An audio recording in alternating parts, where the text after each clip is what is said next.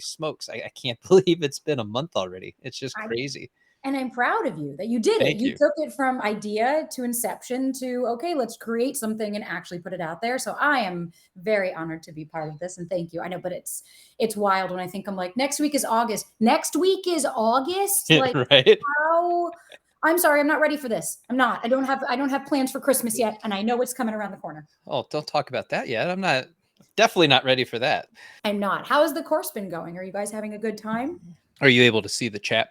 I am. I don't Okay, know if well, anybody cool. will tell me, but Jason, how are you Yeah. feeling? How's the course No, going? so what's been really great is just how supportive everybody has been Yeah. inside of the group. They're diving in, they're doing their homework, they're showing up for themselves, they're making themselves a priority. And as you go through and you read the comments, and I haven't been able to respond to everything, but we're going to answer some of your questions. I have them written down on attachment today.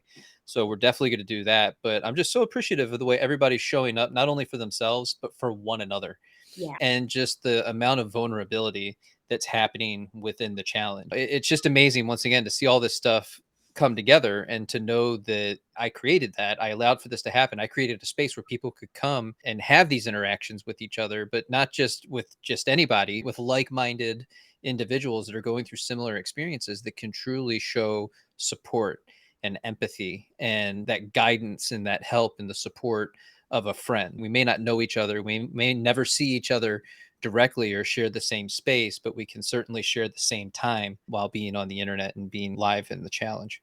Yeah. So, Sabrina, I'm pretty sure my audience knows who you are, but for the few that probably don't, who are you? Where did you come from? When did you start posting? What made you start posting? And then tell us about how you started the podcast as well. Cool. So, yes, to anybody who doesn't know you, know me. Hi, good morning. It's Monday morning. We're Hi. symbiotic. We're one and the same. We are the same. We are. No, my name is Sabrina Zohar, dating coach and host of Do the Work podcast. So, a bit about me. I think I'll just give you my story and it'll all kind of play in together. Yeah. So I have a clothing company called Software, and that was always my first love for the last 5 years, 6 years now, which is crazy. And that's really where I was putting a lot of my effort. And in that time is where I really started to see, you do things that'll break you, you'll start to see how strong you are. And I really started to realize, like, that in combination with my dating, like where my anxiety was starting to take place in my life. Because for so long, I thought it was just my dating life was a fucking shit show. And I was super anxious and I couldn't keep anything for longer than like a day. And then when I started working on my business and realizing, like, holy shit, and then having my ex-partner, my ex love interest partner as part of the business, like all of that culminating, I hit rock bottom in 2018, and literally just like lost myself. I was with a narcissist and was the shell of a human, and realized I was with my father. Very cliche, but it really did manifest that way. And at the time is when I was like, fuck it. All right, I need to start therapy. I need to start doing something like a Hail Mary. And so I just started therapy, and figured at the very least, let me see if this helps me. And that was when I started to realize, like, that's when I read Attached for the first time. Like, I'll never forget reading it right before my ex and I, this was when we first started dating, because he told me to read it. That's the irony of it. The raging narcissist told me to read Attached because I had all the issues. And I read it and I remember just putting it down. Like, he was coming over. Like, I literally viscerally remember this moment and throwing it on the floor and being like, I have anxious attachment style. That's it. Because I felt so alone. And I felt like I can't be the only one that feels all of these things. But I had no understanding of like my childhood and how that played into it. I knew I had my dad who was the way he was, but I just really didn't understand how I had learned all of that behavior. And so fast forward 2019 is when I started really therapy, ketamine treatments, like throwing myself into it, because I think everybody that knows me personally will always say, like, I take personal development very, very, very seriously. And to me, that is the one investment I will always make and will continue to make. And then fast forward working on myself for 3-4 years, moved to LA in 2021, and my entire life really changed. I would say really last year was more the culprit. I was starting to take coaching clients just because of all the podcasts and things that I was doing. I was putting myself out there and people were starting to hear me and say, wait a minute, I want to know about this journey that you went on. Can you coach me? How did you do this? That started at early 2021-ish, like mid to early. And I took it very lightly. I was still really focusing on my career of my clothing line software. And then last year, when kind of the shit hit the fan and I started taking clients more, and that's when I started to realize what really started me with the podcast actually was George Foreman 3 is a friend of mine. And I was at his gym planning the software event. And we were talking about Shark Tank and all of these things I had coming. And he just looked at me and said, I don't get it. Why don't you have a podcast? And I was like, dude, nobody cares about me. I was like, nobody gives a shit about what I have to say. Limiting belief. It Right. had nothing to do with want. It had to do with I didn't believe in myself. And that's when I started my TikTok. I was like, all right, let me see. Maybe there are other people out there that experience what I experience and I'm not so alone. And that just mushroomed. TikTok blew up, as you know how that world works. And then that's when in February of this year, I was like, or January 26th was the first episode. I bought a mic, took a photo in my apartment and was like, fuck it, let's try. And since then, here we are to the podcast blowing up and becoming my kind of my main passion, and also having a full-time coaching business, which is things that I never believed in my wildest dreams I would do. And it really all stemmed from realizing I wasn't alone and realizing that I'm no better or worse than anybody on this journey. I'm just a little further along and I can tell you the road bumps that are coming ahead so that you could try to steer a little left or right and utilize things that actually work versus people talking at you, not to you. Well, and so that's the whole thing, right? Like when we get into coaching and we start talking about that, you're best equipped to help the person that you once were. Right. And it's much more relatable when you're just a couple more steps ahead of someone else in their journey. It's not ahead from the aspect that I'm better than you. There's that's not it. It's I'm just a couple steps further in my journey, and I want to pay it forward. I want to give back. I want to provide this information because it was so deeply impactful and helpful to me that maybe you too can find value in that.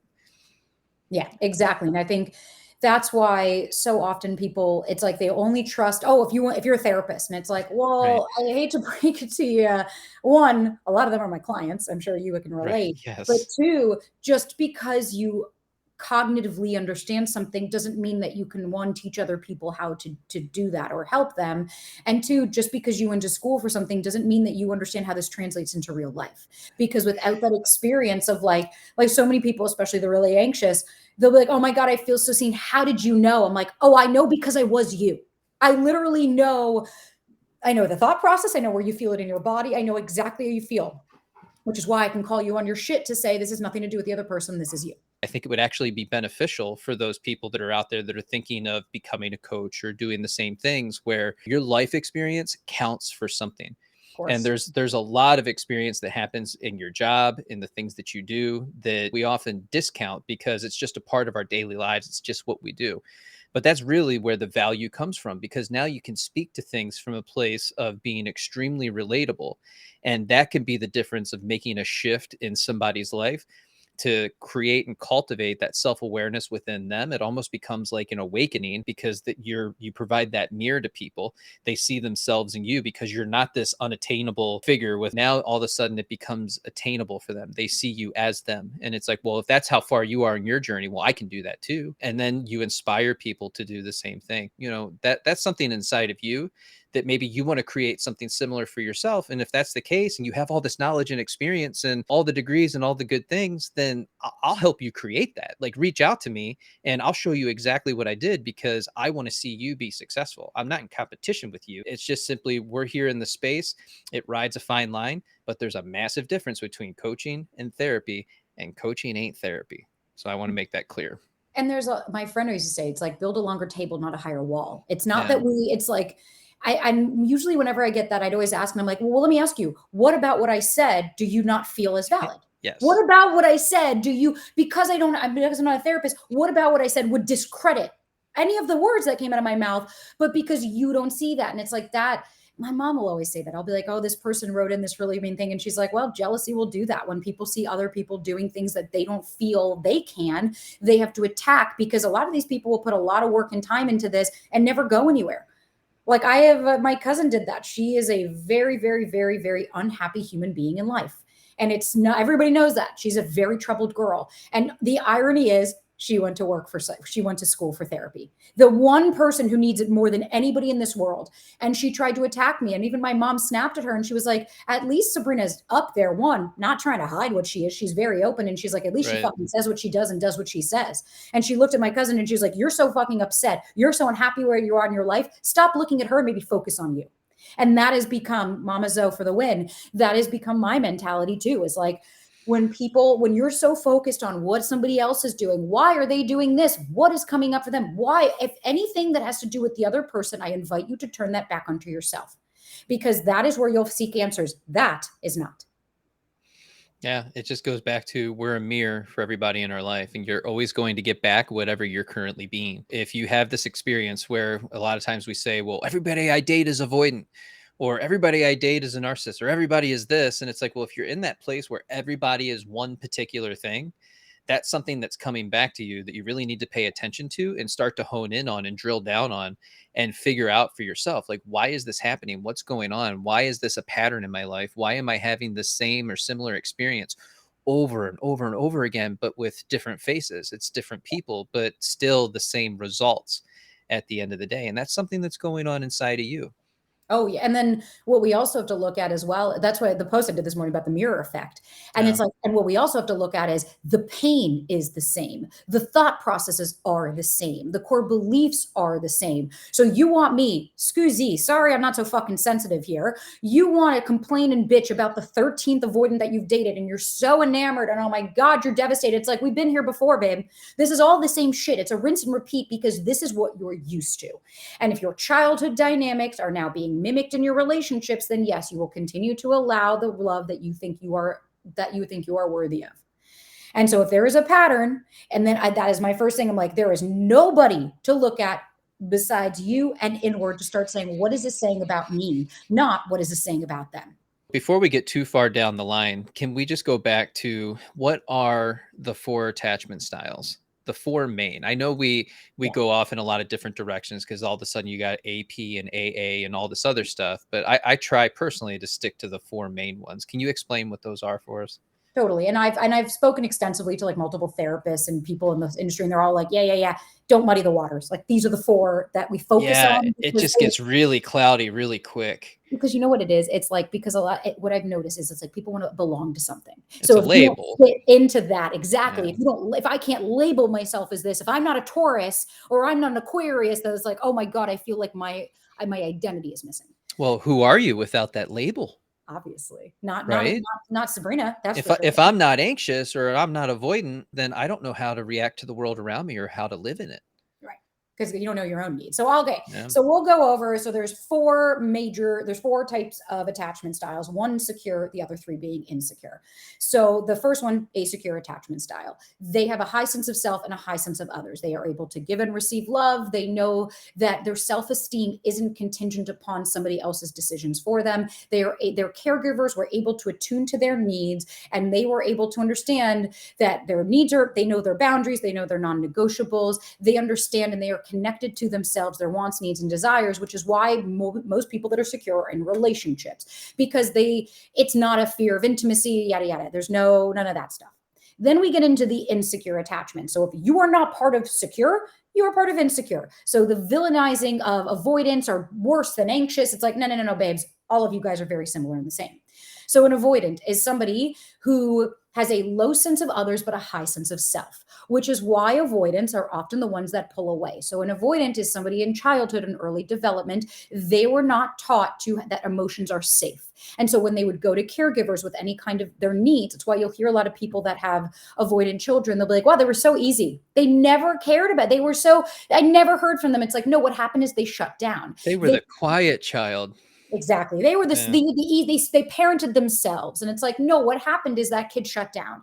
The kid knew that their needs weren't going to be met. And that came with, okay, well, then this isn't safe. And so at best, a relationship is a fear of independence. At worst, it's they're so dysregulated and so disconnected from themselves that at anything that comes and wavers, whether it's good, could be really extreme happiness or extreme sadness, confrontation, anything, they bolt, because keeping their environment like drama free is safety for them, because they only rely on themselves. Then you have the anxious, which is why the anxious avoidant trap is such a dance that happens often. The anxious is a low sense of self and a high sense of others. They had a childhood that was super inconsistent. Their caregiver was there hot and cold, give or take. Like I knew for me, my dad was always gone. And so, how an anxious person learns is that if I act outward, then I will receive love, and that they can only regulate when somebody else regulates them. So, they're literally the opposite. And that's why the anxious and avoidant always like go for each other often, is because at first they see within each other aspects that they themselves want to embody. So somebody avoidant looks, oh my God, how amazing. Someone anxious can be so outward and so expressive, and they feel their emotions and they want to co-create with me. The problem is when the reassurance starts to set in and that becomes contingent and their self-worth starts to tie in, that's when the avoidant pulls away and is like, whoa, whoa, whoa, I can't handle this. It's too much. Then the anxious person looks as an avoidant and is like, wow, they can take care of themselves. They're so self-sufficient. Look, they compartmentalize their feelings. It doesn't own who they are. The problem is then they start going and realizing, wait, they're retreating. I need them more. And that's where the dance starts to set in, where the person pulls away and then the other one comes closer. Then we go to fearful, dismissive, whatever, the other insecure attachment style, low sense of self and low sense of others. So those kids often have homes of abuse or, a very strict caregiver. Think about, they want the love from this person, but then let's say they go for it and the parent hits them, they're scared, so they retreat. And so it's that give or take. They want the love, but they're scared to receive it because they don't trust others, nor do they trust themselves. And that's why Zoe Crook, she did a post, and we talked about it this morning, kind of in depth on the phone, of how a lot of people now, this ambivalence in dating is creating a lot of just fearful, dismissive people in their adult lives because they want the love so bad, but they're so fucking terrified of getting hurt. And there's this risk adversity of like, no, I can't go out. And it's like, yo, you leaving the house means that you are susceptible to getting hurt. That is what it is. And that is something that we all need to understand. And that's what somebody secure understands, is that they were good before them, they'll be good after. It's not just because a relationship doesn't work, doesn't mean that their end all is that their life is over. So those are really kind of the attachment styles. If we're looking at it macro, there's a lot of nuance to it, of course, but Sure. depending on where you fall in the line is where those behaviors start to come out. Because when you're triggered, cue to your nervous system that you're in danger, that's it. What do they all have in common though? Fear of intimacy, fear of abandonment, fear of rejection. And that is why oftentimes you continue. So if you're super anxious and you always go for an avoidant, it's safer. You know that you don't actually have to show parts of yourself. And same with avoidance, why they go for anxious. It's like, because if you go for someone secure, you actually have to start allowing that love in. You have to become comfortable with receiving that. And that goes against the grains of your core beliefs. So it's safer to go for the behavior that you know versus the devil that you don't. And all of that is rooted in anxiety. And it's why we start talking about nervous system regulation, co regulation, self regulation. Can you share a little bit about what those things are and what that looks like for you in your own practice?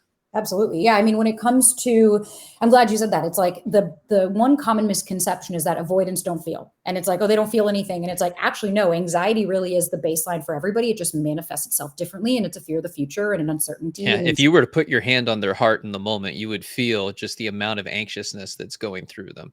they shut down. They literally Yeah. go into power saver mode. And so the way that we kind of look at it is like, so if you're going by polyvagal theory, is that the nervous system is kind of the ignition of the car. And so that's really where you're starting to get the synapses. So emotion, body, and motion. That is, emotions are the language of the body and thoughts are the language of the mind.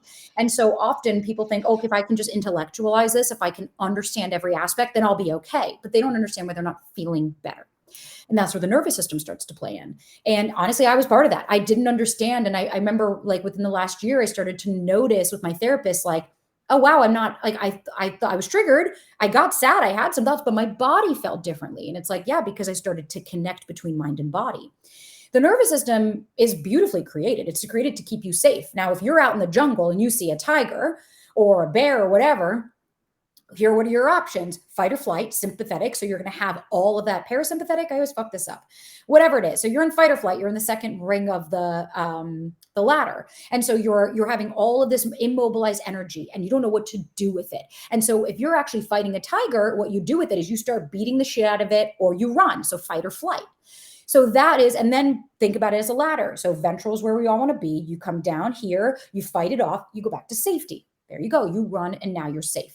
Then, or if we think about dorsal, a lot of people, like if you've ever shut down, I know I have, like it gets so overwhelming, my body just goes into energy saver. Think about the tiger. You see a tiger come by, you play dead. Okay, if it just keeps going, if it keeps going, if it keeps going, tiger runs off. And what happens? You go back up the ladder, you get all this energy, you book it, you get to safety. And so what happens is now, as a child, my favorite quote I heard the other day was the wounds that you have, the coping mechanisms you created in childhood ultimately become the challenges you face in adulthood. And so you created all of these things to keep you safe. So for me, I had a really inconsistent caregiver. And so I created, like, whether that was people pleasing, these core beliefs that kept me safe. Putting myself down and internalizing that it had to have been me kept me safe, because thinking about it being my caregiver was way too much of a threat. Egocentric age. A child doesn't have the cognitive ability. The problem is now in adulthood, what happens is, what's a trigger? It's a cue to your nervous system that you are in danger. So let's say you're dating somebody and they don't text you. What happens? Your nervous system goes, you're in danger. That's when you feel all of this. You don't know what to do with yourself. Then the ruminating thoughts start to come in, because anxious brain's job is to keep you safe. Yeah, they're going to leave me. They're going to reject me. They're going to abandon me. You have no facts to back any of this up. You just have those core beliefs. And what that anxious brain's job is to say, okay, what are we most scared of? Being abandoned and rejected? Great. This looks like that's going to happen. So we need to reaffirm. And see, they took an hour and 1 minute, not an hour. I knew it. And so you literally will find problems. And that is why you stay in dysregulation so often, is because your body is going, we're not safe. You're not giving it anything to feel safe. Imagine sitting there and the tiger just keeps circling you over and over and over again. Your body is like, we're not safe, we're not safe, we're not safe. That is why when you try to challenge your thoughts or do any of the cognitive stuff, you're not, because prefrontal cortex, decision making, and common sense, anxious brain is back here. You are out of that part of the brain that actually can help you chip away at this. So for me, the number one thing always is going from dysregulation into regulation. So for me, my favorite thing is the shakes. I have a lot of immobilized energy, and oftentimes it literally would feel like I didn't know what to do with myself. Like I would feel so overwhelmed, like an elephant sitting on my chest. And so the first thing I do is I'm like, I shake it out. Masha always taught me, and she's like, fight them. Like when I had the trolls that were writing fucking mean comments to me, she's like, great, there's a troll, you're fighting it. Because what you're trying to do is you're letting your body and your nervous system know, hey, it's okay. You're safe now. So I would do that. My mom, she cleans. That's her thing, is cleaning, is doing something kind of movement. You can punch a pillow. I used to take Clem, You my dog. can take a walk with me. Exactly. I was going to say, I used to take Clemmy on his walks. And that's why actually when I started my TikTok, all of it was me walking, because I was just with my dog all the time because I was so anxious. I would say, okay, let me just go. Let me go outside. So it's not about distracting yourself. And I think that's the common misconception of, oh, let me just go to the gym for 5 hours. Like, no. We're not saying just to go move for a bunch, because Yeah, when it's you get back, definitely the intention behind the action. exactly. It's like, Yeah. I say 2-3 minutes sometimes. Like when I do the shakes, I'll literally just shake it out and I'm like, okay, because it's, yeah, cleaning is your go-to. Like I think for a lot of people, it's finding what works for you, grabbing ice cubes. The whole point of dysregulation into regulation is to bring yourself back to now, so that you can look around and say, wait, I'm not in danger. Because what happens is when those cue happens, you're letting your nervous system know, I am only safe if I get the response from this person. I am only safe if they answer me. But what we're trying to create is actually a safety within yourself, that you are okay no matter what. And it's okay to be triggered and say, wow, okay, that set me off, and use that as exploration versus, and start to, then that's when you start to like sit in your thoughts or sit in your feelings and go through that process and start to challenge the thoughts. But if you aren't able to even be aware of dysregulation or what's triggering you, there is no way that you'll be able to do anything that comes after, which will actually help you to process this. And all of these things are what I call the tools of resilience. And it's things that you should have learned in childhood. We say should have, but it just wasn't available. Nobody knew to actually explain these things, to tell you, hey, yeah, this is how you react to this. This is what you need to do next. This is how you calm yourself down. Breath work is an amazing tool. You can use it at any time, at any age, and it's going to be awesome to get you into your parasympathetic nervous system. We don't know these things. And so you find yourself as an adult in this very anxious place of not understanding what's happening, what's going on, what am I experiencing in my body? Why do I have this chronic pain? Why do I have these experiences that I'm constantly going through, almost like a pattern? It's like, well, you got to give yourself the tools to begin to unpack all of this stuff and to start figuring it out so that you can bring yourself out of that sympathetic nervous system and into the parasympathetic of rest and relaxation. And you're not always going to live there. So don't have that expectation that you're going to live in your parasympathetic 24/7. It may only last for a couple minutes or a couple seconds. When you give yourselves the tools and the opportunity, like in the moment when you're feeling the most triggered, when you're feeling the most emotionally activated, you can turn to one of these tools, and then that's creating the resilience to whatever external stress is happening right now in the moment.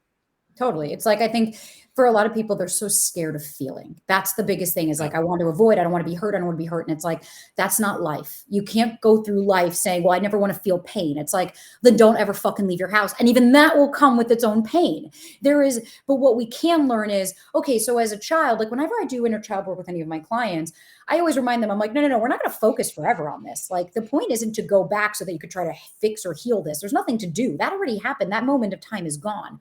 What we're doing is understanding where you learned this behavior so that you can start to reparent and be there for you in a way that nobody else was there for you.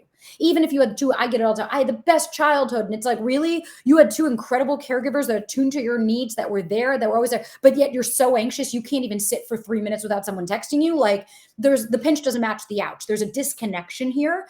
And instead of holding on to it, well, no, it can't be that. It's because I married a narcissist when I was 25. That's what it was. If you're not willing to understand your part in things and have such an ego that it's not anybody else, no, it can't be. It has to just be everybody else. You're doing yourself a grave disservice. Because again, all of these things that Jason, me, all of us that we talk about isn't because we're trying to say, if you do this, you'll 100% get the right partner.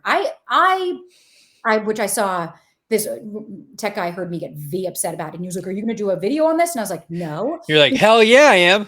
Well, it was the problem was it was alerts and things I was getting. So it wasn't a video, Okay. but it was another one. I went on fucking YouTube and I see a Matthew Hussey video that has millions of plays. If he stops texting, do this to get him back. And I was like, my fucking God. No, like, if he stops texting, you stop texting. leave him the fuck alone. We're done. Here are 10 prompts. And he did another video. Here are 10 prompts to get him to text you every single day. And I'm like, you know what most of those are? Sexual. Most of them are, I thought about you today. I have a thought on my mind, but I won't tell until you respond back. And I'm like, that's manipulation. It's manipulation played off as playful banter. Right. Because as if, oh, what? So two things. As if one, we can control other people, as if I could control what your response be. And two, as if everyone's the same. So this one text is going to elicit the same response to everybody. Doesn't add, it's not adding up.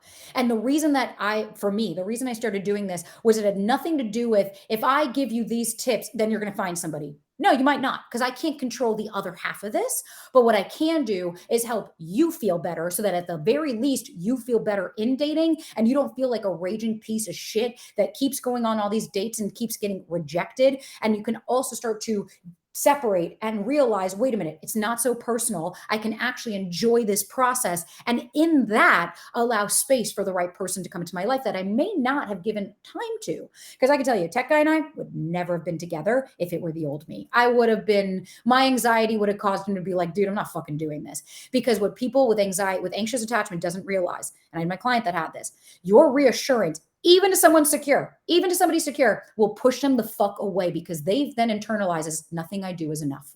Nothing I do is enough. I can tell you all day how amazing I think you are, but you just don't believe me because it's not about them saying it. I could tell you how incredible you are. And if you don't believe it yourself, you're going to say I'm full of shit. Tech Guy is a big part of your story, especially as we dive into your social media as well as the podcast. How did you guys meet? And what was that like for you? Because I know you go through this path of you created some self-awareness in that journey and started doing things differently. So I think that would be really helpful for everybody to hear. Totally. I was the definition of insanity. I've been doing a lot of work on myself, don't get me wrong, but I remember my sister about a year and a half ago, and she was like, Sap, you're the common denominator. There's got to be something here. And I was like, you just don't get it. Because my sister's been married since she's been with her husband since they were 18. And I was like, you don't get it. You've been 20 years with your partner. You don't understand the trenches. And that's when I started to realize, okay, like I was looking for very stupid things in dating, especially I was dating in LA. Good luck. New York prior and then LA, fucking shit. So I would do but he texts me every day. Like I remember I did this video on limerence and there was this guy and it was like, clearly this guy and I not compatible. I don't even know what I liked about him. Like, yeah, he was nice and he was cute, but like, let's get off of it, you know? But he was an influencer. He was a big deal. And I equated it to, well, he's texting me every day. Oh my God, that means he must be into me because he's choosing me, which means I have value. This person who has all these followers, they could have anybody, but they're choosing me. Oh. And I remember every guy I dated, it would all kind of end the same. And I'd be like, I just don't understand. And so the culprit, kind of the straw that broke the camel's back, was in September of last year when I started the TikToks. I started dating this guy. And I remember I had featured him on the TikTok. And I was like, I went on this date last night and this guy was awesome and real men do exist and blah, blah, blah. And there was some people that called me out on it. And they were like, I don't know about that. Like, you sure? Like, this is the behavior to be looking at? And I was like, yes, he's texting me. He already made plans for the second date, blah, blah, blah. Sure enough, after dating this guy for like a month and a half, wildly avoidant. But he texts me every morning. He texts me during the day. He texts me good morning. We had cute little jokes. We spent all the week. We spent our weekends together. But I was overlooking all the other depth that was missing. And I just kept being, no, but I just want a relationship. I just want a relationship. Like I want this partner. And the stuff I was looking at in the beginning stages weren't actually what create a real relationship. And so when my dog passed away, I was dating him when he passed away. And I saw how he wasn't there for me. I remember when I found out my dog had been diagnosed with kidney failure and I was at the vet and my mom called me and she said, call him immediately. I don't want you alone tonight. And I called him and I said, they gave Clem a month. I'm in hysterics. I said, I need you tonight. And he goes, oh, I was planning on just making myself dinner tonight. All right, I guess if you need me. And I just remember being like, what? Like, I'm in shambles. My dog of 10 years is dying, and that's your fucking answer? Like, I couldn't believe it. And then, like, I didn't see him for the week. He had come once. Like, he was just so checked out, but still texting every day, still doing that bullshit.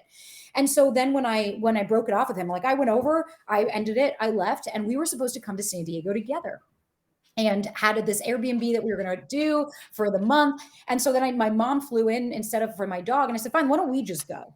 And my mom's like, are you sure? And I was like, yeah, we can't cancel the trip. And I was like, we got extended. I was like, great, we have a month down in San Diego. Fuck it, let's just go. And when I came and I started on Hinge, I was like, you know what? Okay, I need to make some changes because me just focusing on the texting stuff, like this isn't working. This isn't creating the relationship I love or I want.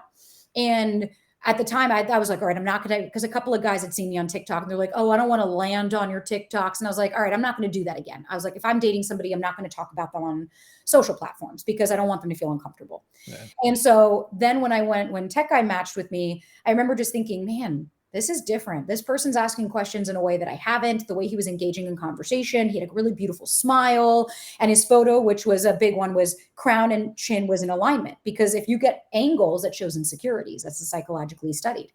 And so I remember just saying, fuck it, I'll go out. And we went out and I thought from first impression, I thought his clothes were too tight.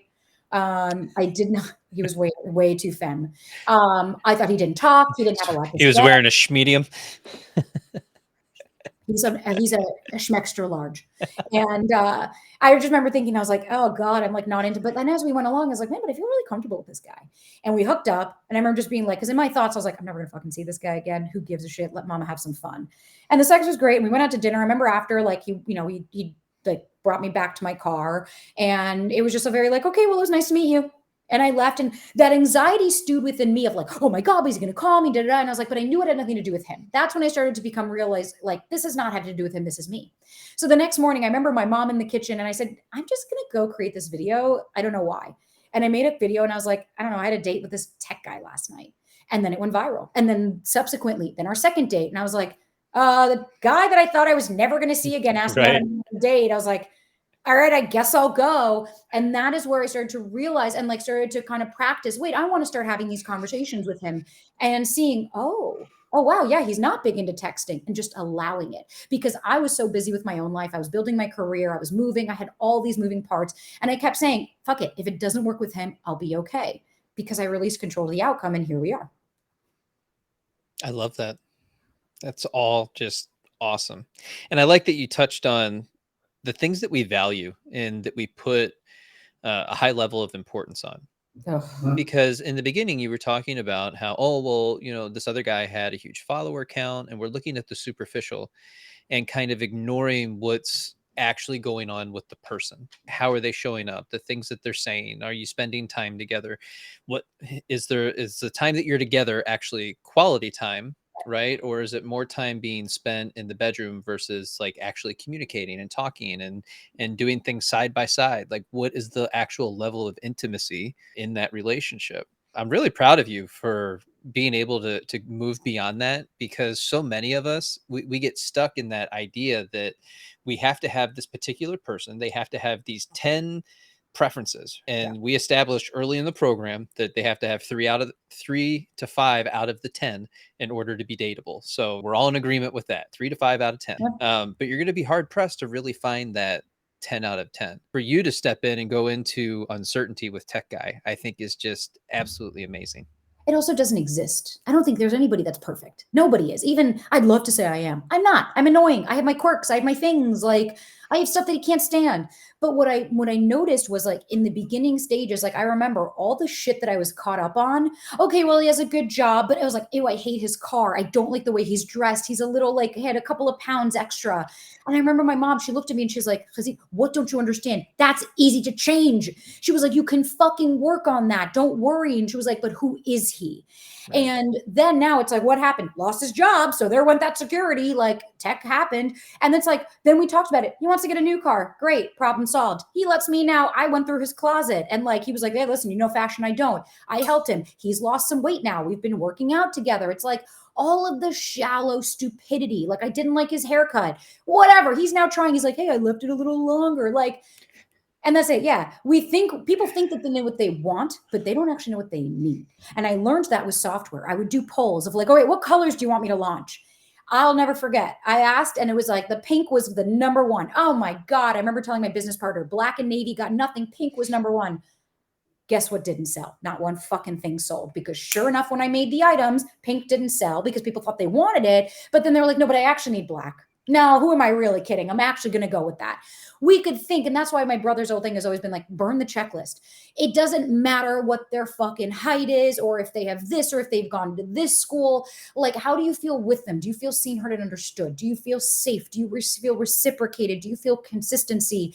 If you're not able to match any of those, then I don't give a fuck what kind of car he drives or how much money he has. Ain't shit gonna change who that person actually is. And so this is a question directly from the comment section.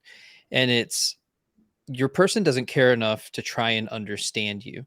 How do you deal with that when you're having this feeling that it just doesn't feel like they're able to connect with you, or that they even want to connect with you or try to understand you, but yet you're in this relationship, maybe you've been in it for 10 years and you're kind of, in this holding pattern. How do we navigate that? I think to me, the first thing that comes to mind is like there's an element of reality that not everybody's compatible with you.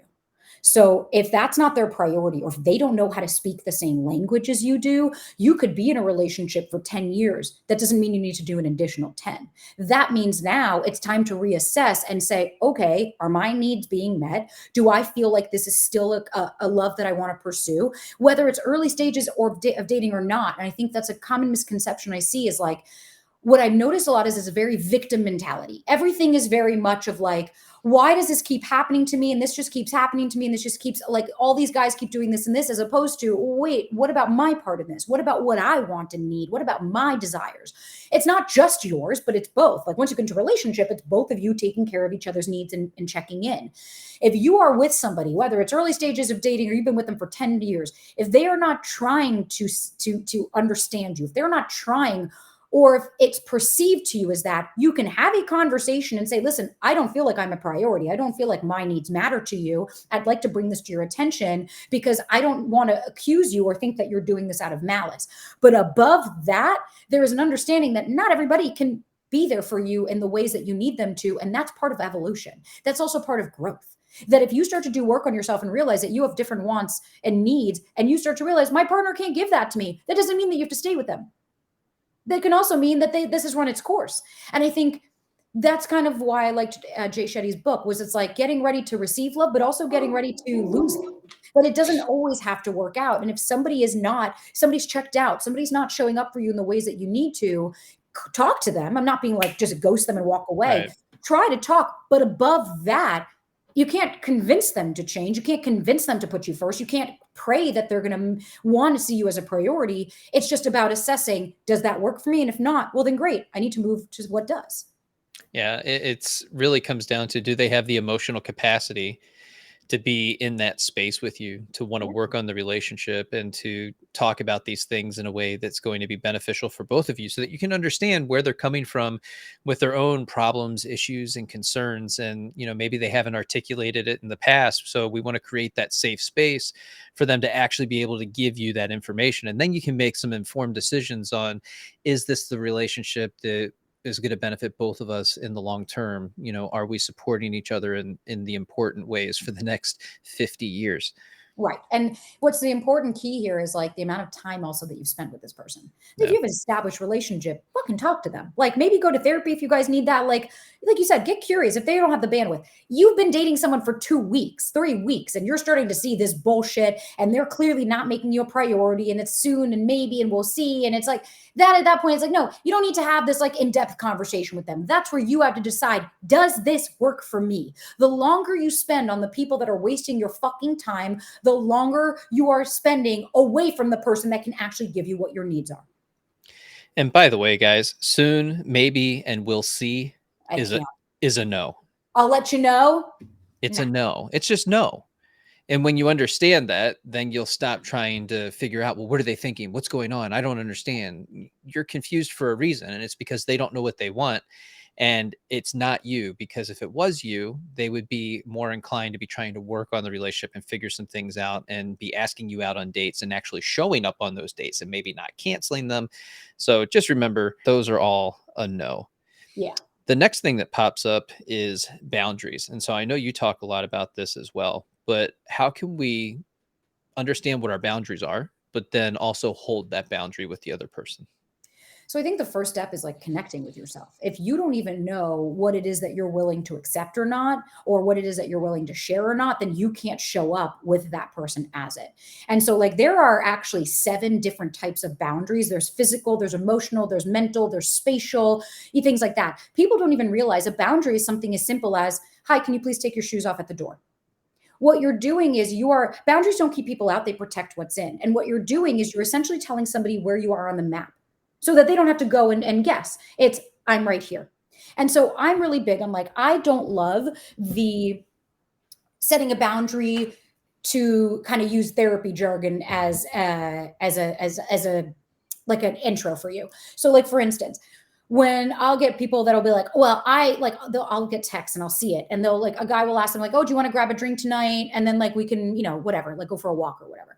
And the girl will respond like, sure, but I'm just letting you know, I'm not sleeping with you. I'm setting my boundary. And I'm like, cool. Do you need to do that before you even gone out? It's like at that point, then what that tells me is like, oh, you don't trust yourself. You have to put this out there because 99.9% of the time they end up having sex. It always ends up happening where like the guy's like, yeah, sure. What a boundary is isn't to like, it's not to push people away or to keep them out. It's really to let somebody know how you're going to be able to show up as the most sustainable version of yourself. And so for me, I would set boundaries. If a guy would ask me for a drink, hey, I don't really drink, I'm not interested, but I'd love to meet you at 6 for a mocktail. That's me setting a boundary. No, I don't want to drink. No, I don't want to go out. No, I don't want to do this. I can't set that boundary if I'm disconnected from myself of what I even want or need. Then how am I going to set that if I don't even know it? And so I think the first step is sitting with yourself. What are things, a journal prompt I love, what are things I used to accept in dating that I no longer want to accept?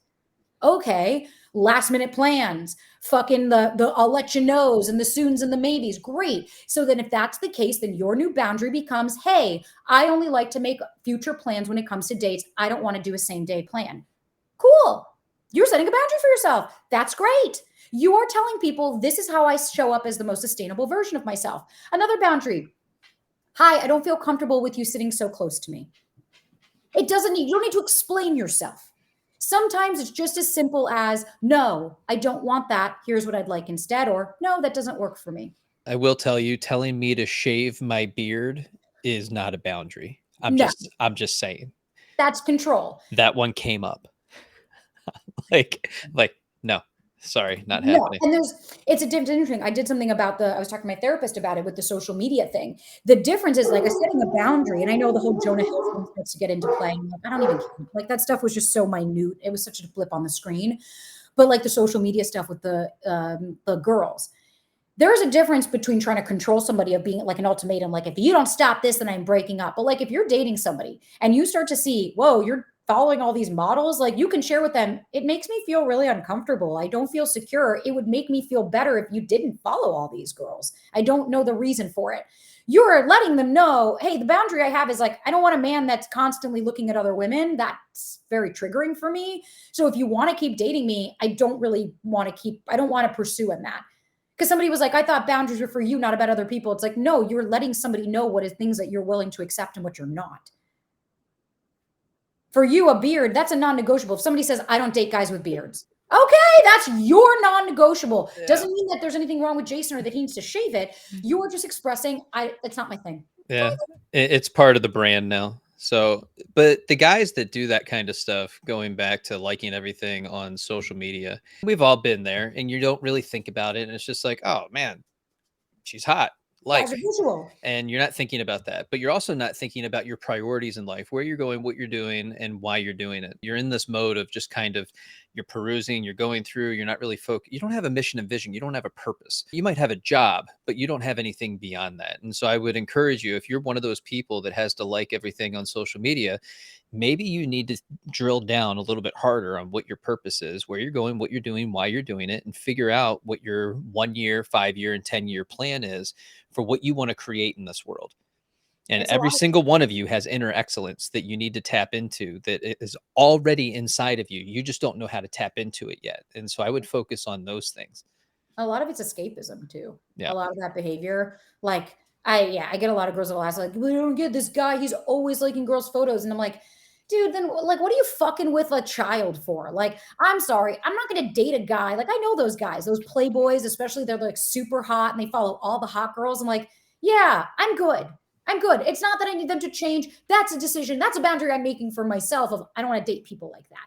Because to me, what are you trying to seek after? You're always looking for the next best thing. You're very visual. You're trying to get that immediate hit of like, where it's like, but you've got me in front of you. So if you're not satisfied with me and you have to porn, different story. If you're doing something in that moment and you want to go do something, hey, I'm not there, right? But just for social media and like scrolling and having all these hot girls, if they're not adding value, that's what Tech Guy always says. He's like, I follow, there might be attractive. He's like, because they're trainers or they're in like, you know, they're biohackers or something. And he's like, and they're giving me actual like things I can utilize in my life, not just salacious, just hot for the sake of hot that are goals with OnlyFans. Like, then at that point, yeah, I would start to wonder, like, what are your priorities in dating? I highly doubt it's the same things that I want if you're so fucking googly-eyed by her ass. Here's another question that pops up. How can I create a better relationship with the avoidant? And this is always from somebody who's the anxious attacher, and they're very focused on what's going on with the other person. So how would you answer that question? So it's a couple things. It's a twofold. One, so if that person, let's say it's like Tech Guy's avoidant, I'm more anxious. So we try to find balances of that all the time. If this person, if you're dating an avoidant that's in therapy and really trying to work on themselves, then the number one thing is understanding that that person is going to need space. Understanding that them needing space does not mean there's anything wrong with you. It doesn't mean you need to catastrophize it, but you can set boundaries around that space of like, hey, okay, you want the day? Fine. I'll talk to you tomorrow. Take the time. Or like Tech Guy used to do that all the time. He'd be like, hey, I need you to leave by 12. Like, I need to have the night to myself to get ready for the morning. Okay. And I would leave being like, instead of internalizing it and being like, it's because he doesn't like me and he has another girl, I left being like, no, he genuinely sits on the couch because that's how he like he gets within himself. Over time, he has opened up. And eventually over time, when we first started dating, I said, okay. And then after a while, after like 3 or 4 months, even to this point, I'll be like, hey, you say you want to co-create with me, but you're not allowing me in. And then that's when he would say, okay, you know what? You're right. Let's do 2 nights together. And we slowly but surely allowed him to become more comfortable to now where we're moving in together. But that's the pace you have to take with an avoidant, because you're cultivating trust that they didn't receive when they were young. Patience. Yeah. Patience is the biggest thing, and anxious people don't have fucking patience. They want the immediacy of it because everything is the end of the fucking world. And that is what I mean by you will be a self-fulfilling prophecy then. Whereas if you are dating somebody who's avoidant, who is painfully avoidant to the point where no, they're not trying to have conversations with you. No, they're not trying to better themselves. No, they're not trying to understand you. They shut down, they turn it on you. Then here's what I would say to you, babes. Why do you keep allowing it? What about this person do you keep allowing? If that doesn't work for you, because for an avoidant, somebody else, they might work really well with somebody else. Somebody else might say, this doesn't trigger me. I'm fine with the fact that this person doesn't want to talk about emotions. I don't fucking know. That's another emotionally unavailable person. But if you are trying so hard, what it sounds like is you're self-abandoning. You're trying to make them feel comfortable at the expense of your discomfort. When what it is, both people have to accept that they both have shit that they need to work on and work through. And it's about finding compromises, because it's not that all, like, it's the same with me with Tech Guy. Yes, while when he would have his avoidant moments, but then when I would be anxious, I'd be like, cool, so you have your night alone. Well, then I want a date night this week. I want to know that I'm going to see you. And he'd be like, okay, that's a fair trade. I get 2 nights alone and then we spend some time together. That was our balance of give and take. I respect what you need, but I am also, and then I would say, fine, you want to have your time alone? Then call me tonight just so that I can at least talk to you and be like, okay, fair. It's a balance. It's finding what works both for you. It's not all about self-abandoning just to make the avoidant feel better. Like that's not a way to live. It's just next level communication, and I love it. I'm here Yeah. for it. I'm big on the communication of like somebody wrote in here, like, okay, can I answer this question, Jason? Yeah. Somebody just wrote in, how do you know if they're avoidant or just not interested? Yeah. It's a perfect question. What does it matter? Zoe and I talked about this. What does it actually matter? If somebody is not willing to have open conversations with you, they get terrified about commitment conversations, what does it actually matter if they're interested or they're just not picking up, whether they're interested in avoidant or not picking up what you're putting down? Because what's happening now is, here we go again, by trying to focus on, are they avoidant or just not interested in you? What you're doing is you're taking it off of you and you're putting it onto somebody else. Now it becomes all about them, where you have to detect it, versus, hey, well, their behavior doesn't work for me either way. And if somebody is disinterested, trust me, soon, maybe, I'll let you know, we'll see. They're not into it. If somebody is not trying to make time to see you, they're not interested in you. That's it. I don't care what fucking excuses you want to tell me under the goddamn sun. I'm busy and I work this, that, and the other. Baby, we are all busy. We all have families. We all have jobs. We have lives. We have commitments. We have things that we have. But if I'm interested in somebody and dating is a priority for me, then my time will go there and I will communicate effectively and clearly. If I'm disinterested, none of that is going to happen. If somebody is avoidant, like I said, if they're running away every time you even say, I like you, and Jesus Christ, they shut down. You don't hear from them for 3 days. Doesn't matter if they like you enough. To me, I'm not looking for a project. I'm looking for a partner. So that's when I would tell them, hey, well, I understand that you might be going through all this. This doesn't work for me. I want to have open conversations with people, not somebody that shuts down every time I mention an emotion. That doesn't work. So that's where I go back. What does it matter? Instead of trying to play fucking detective, assess the behaviors that work for you and don't, and get turned off from the behaviors, especially in the early month when it's not working for you. The layer that we always add to this is, well, how can you tell if they're a narcissist? I mean, listen, that's where narcissist personality disorders, that's where I'm like, therapy. You know, talking about it. If somebody's a narcissist, the thing is, I think a lot of people don't want to you can tell someone's a narcissist. Because it usually gets added into that question. It's usually, how do I know if they're avoidant, narcissist, or just not interested? Like, so we lump that together. A narcissist is always avoidant. Avoidants are not always narcissists. Those are two completely different things. A narcissist is somebody that lacks empathy. They take no accountability. That's why, so for everybody you want to know, start asking these fucking questions on your dates. How did your last relationship end and what did it teach you about yourself? A narcissist is going to say, all my exes were crazy. I didn't do it. My God, I don't know why they all freaked out. An avoidant will be like, I don't know. I didn't talk. I don't know. I mean, whatever, it just ended, or she was crazy, whatever, you know, she just like didn't want to be with me. Or they avoid the conversations. I don't want to talk about my ex. It's like, we're not talking about your ex. We're talking about why the relationship ended. Very big difference. Love bombing, huge component that narcissists use, where they overwhelm you with love, affection, and admiration early on. It's a manipulation tactic used to disarm you so that they become the center of your world. And then you start to question your own judgment. Oh, yeah, all the exes were crazy. It's the famous line of a narcissist. They don't take accountability. When you go up and say, you know, hey, you hit me in the face. That really hurt. No, I didn't. You walked into my elbow. What are you talking about? I didn't do that. Maybe you shouldn't talk to me like that because you got me angry. Oh, you don't take it. So nothing's your fault. Got it. So it's like, I think for a lot of people, when they ask the questions, I'm like, the answer's in the question. I think a lot of people already know these things and they know that their needs aren't being met, but they'd rather hear me and you say it than them hear the other person tell them directly.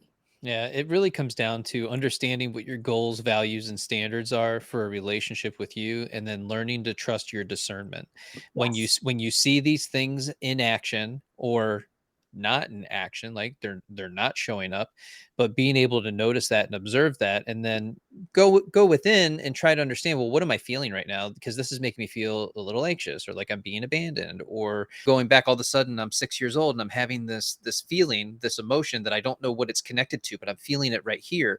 And so that's the stuff we want to discover and start to work through and start to deal with, and just acknowledge and trust that there's something going on in this particular relationship that I don't like, and it's okay to say, no, I don't like this, and I'm going to back away, and I'm actually going to remove myself. Totally. Any avoidance of talking about things, like somebody's secure, somebody emotionally available. Yeah, somebody wrote like last partner would say, I don't live in the past when asking questions. That's what I mean. Like, it's always shocking when I do the first date questions to ask the people that lose their fucking marble on anything that has to do with emotional availability. And it's like, you're uncomfortable about the question. I had a client once and she was like, I would never ask that. And I finally looked at her and I said, what comes up for you? And she goes, because I know I'd have to answer. And I was like, exactly. You are so disconnected from yourself. You don't even know how to respond or how to have these open conversations, which is why a lot of people will shy away from them. And so if you keep going for emotionally unavailable people, hey, spoiler alert, there's a part of you that is also emotionally unavailable. Anxious people, just because you chase a relationship doesn't actually mean that you're available for one. You're going after things you know won't work. Well, the anxious attacher is also avoidant. They're avoiding that fear of abandonment or rejection. So they'll do everything in their power to make sure that that doesn't happen. And so we're always reaching for certainty of some sort from the other person, which ultimately becomes overwhelming and turns into the anxious and avoidant trap, because you're constantly trying to get this validation and understanding of what's happening in this moment. And that's what we're talking about understanding your role in that situation and being able to see it and take ownership for what it is, right? We're being overbearing. We're putting too much on the other person. We're almost, I'm not going to call you an energy vampire because this is subconscious, but that's what it's going to feel like to the other person experiencing this, to the avoidant, like you're drawing their energy from them. Yeah, and it's like also like be a better buyer. Like if you keep coming home from the store with things that are broken, it's like then bitch, start looking at it. Like open the box, see what's in there, take it, walk around the store in these shoes for a few minutes before you get home. Be like, they hurt. Okay, well if I just keep wearing them, they won't hurt me. And it's like, okay, well, but maybe we need to have a little bit more discernment. And like I think the number one thing that I see, it's like it's okay that things don't work out.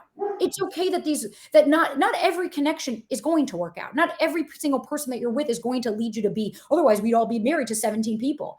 But what we can also start to see is like, okay, if I'm seeing patterns, get curious. It's okay. It doesn't mean that you're less than or that there's something wrong with you. It just means that perhaps you learned behavior that's no longer working for you. You're going to love this one. On again and off again relationships. At what? Why are you wasting your fucking time? Here's the thing. My mama has always said this. You're not getting back with your ex, you're starting anew because what you were doing wasn't working. Right. So if you don't see changes, if I don't have somebody that's going to come to me and say, okay, let's say you broke up a month ago. Well, then what the fuck do you think transpired in a month that all of a sudden they're going to have this come to Jesus moment? Riley, if it were so easy, then you'd be there too. So instead, it's like, if you have time that elapses, like, do I believe in right person, wrong time? No. I don't. I think that the person that's for you is going to be at the timing that's right for you. Even if that's somebody that comes back to your life in the future. I have plenty of people I know that broke up, reconnected, and it worked. But they didn't look at it being like, oh, that's the one. It's just the wrong timing and I'm going to hold out for them. It's like, no, what are you, fucking the Notebook? Like, are you waiting out for this grand romantic gesture that's not going to come? But if you're on again and off again, what I would say to me, what that says is you don't have boundaries. You're not even connected to yourself. You're willing to take breadcrumbs. And just because somebody chooses you, that gives you the validation and worth that you've been so badly craving from everybody else. And maybe you should start giving to yourself and have higher standards and walk away from people that are not matching those. Because words are cheap, bitch. You can come back to me and tell me you fucked up and you did all this stuff and that you've done all this healing. Really? Let's hear some accountability. Let's hear some ownership. Let's hear what are some actionable steps that you're going to take. Otherwise, you're the definition of insanity, doing the same thing, expecting a different result. Last question. Are we ever fully healed? No. Why not? Because it's an ongoing, just listen, by the time you start doing this work, you're in your 20s or 30s or 40s or 50s. You've had all those years of conditioning. You've had all of those years of learned behavior. It's an ongoing process. I want to be a forever student. That's like saying, have you learned everything? No. Right. No, you can always improve. You can always work. You can become more secure. I am significantly more secure, but I still have anxiety. Like, it's not like that goes away. I'm human, but I have healed the parts of me that caused me to feel like I needed other people to validate me. I needed to, those parts I have reparented and I have been there for. But do I believe that you'll be ever healed? No. And that's why I think it's a fallacy of I'll stay single until I'm ready, or I'll stay single forever. I better to be single. It's like, no, you're avoiding being triggered. You're going to be triggered because you're a human and you're walking out the door. Instead of being so scared of, well, I'm not going to date until I'm healed, maybe think about, I'm not going to climb a mountain without the right tools. So as I start to assemble the toolkit, I will start to feel more comfortable climbing this mountain. Doesn't make And it any easier. and I want people to know, like, it's totally okay to take time away from dating and relationships and to give yourself that opportunity to be Yeah, by yourself and to sit in that discomfort and begin to understand your mind without the anxiety of a relationship. But eventually, you got to go back out into the world and experience other people again and allow them into your inner circle and your sphere of influence.